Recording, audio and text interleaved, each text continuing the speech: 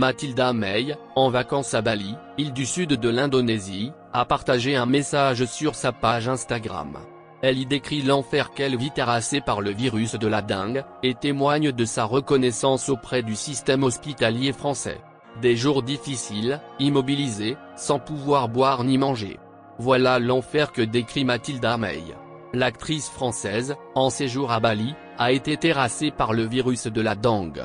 Sur une publication Instagram postée mardi 12 juillet, elle a partagé une photo de sa main sur laquelle est posé un cathéter. Bien qu'elle ait été frappée de plein fouet par la maladie. L'actrice ne s'est pas attardée sur plus de détails concernant le virus ou sa convalescence mais a préféré remercier notre système de santé français. Il est clair que là où je suis, sans mutuelle, je n'aurais pas eu accès à cet hôpital hors de prix. C'est le grand luxe ici de pouvoir être soigné à l'hôpital, a-t-elle expliqué. Mathilda May a ensuite tenu à rappeler l'importance de la crise majeure que vit le secteur de la santé en France. Et la non-considération des pouvoirs publics successifs vis-à-vis du monde hospitalier et de ses soignants. Défendons les hôpitaux qui hurlent et crèvent de ne pas être entendus. En se battant comme ils le font depuis toujours, les soignants protègent non seulement un système mais ils nous protègent nous, les patients, et tous les patients sans distinction. A-t-elle déclaré.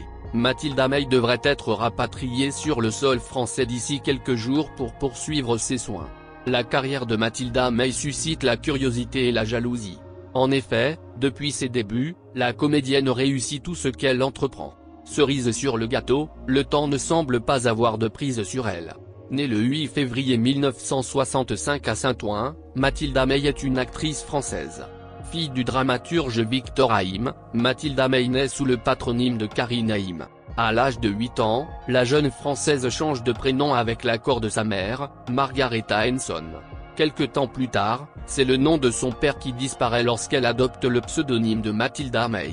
Mathilda May poursuit des études au Conservatoire national supérieur de musique et de danse de Paris avant de s'orienter vers la comédie. En 1984, Claude Venedjar lui offre son premier rôle dans Nemo. 4 ans plus tard, sa prestation dans le film de Claude Chabrol Le Cri du hibou est saluée par la critique et récompensée par le César du meilleur espoir féminin. Une nouvelle collaboration avec le réalisateur français en 2007 pour La fille coupée en deux permet à Mathilda May de faire son retour sur grand écran. En mai 2019, elle remporte le Molière du meilleur metteur en scène d'un spectacle de théâtre public pour la pièce Le Banquet. Côté vie sentimentale, l'actrice a connu 3 mariages. Les musiciens Paul Powell et Philippe Kelly, ainsi que l'acteur Gérard Darmon, ont partagé un temps la vie de Mathilda May. Avec ce dernier, Mathilda May a eu une fille, Sarah, et un garçon, Jules.